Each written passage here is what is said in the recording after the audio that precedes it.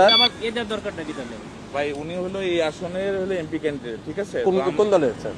জামাত ইসলামী। জামাত ইসলামী। বুঝতে পারছি স্যার, আমাদের ক্যান্টনমেন্টের নিরাপত্তার সাথে ক্যান্টনমেন্টের গান নিয়ে না আপনারা তো ওখানে গান নিয়ে বসে আছেন, একবারে জিব্বা দিয়ে চাইতে ফেলতেছেন পথ তারিখ জিয়ার জন্য। আপনি তো একদম- আমরা কেন চাইতে পারবো না? আমাদের তো স্যার সরকার এটা আমাকে বলে তো ইয়ে হবে না আমরা স্যার। অফিসের সঙ্গে কথা বলবো। যে স্যার এটা স্যার আপনি এই হিসেবে আপনারা দেশটাকে পরিকল্পিতভাবে ধ্বংসের দিকে নিয়ে যাচ্ছেন, আবার পরিকল্পিতভাবে ধ্বংস করতেছেন আপনারা।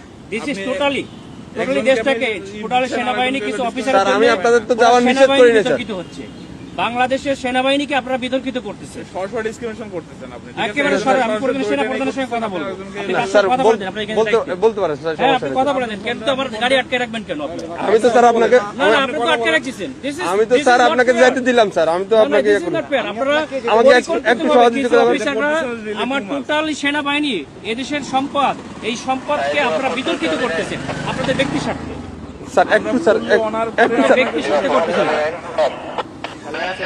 ব্যক্তি স্বার্থে সরকারকে এই প্রশাসনকে আপনারা বিতর্কিত করতেছেন। স্যার, একটু আমাকে সময় দেন স্যার। সময় দিন। মানে আরেকটুর জন্য একটা মোটরসাইকেল মেরে দিয়ে চলে গেছিল। এটা ডিসঅ্যাপয়েন্টিং সিচুয়েশন করে সারা দেশে খুব তাড়াতাড়ি আপনাদের জন্য দেশটা বিশৃঙ্খলা হবে। পুরো দেশটাই বিশৃঙ্খলা করতেছেন আপনারা। Charlie 7, easy after that time progress.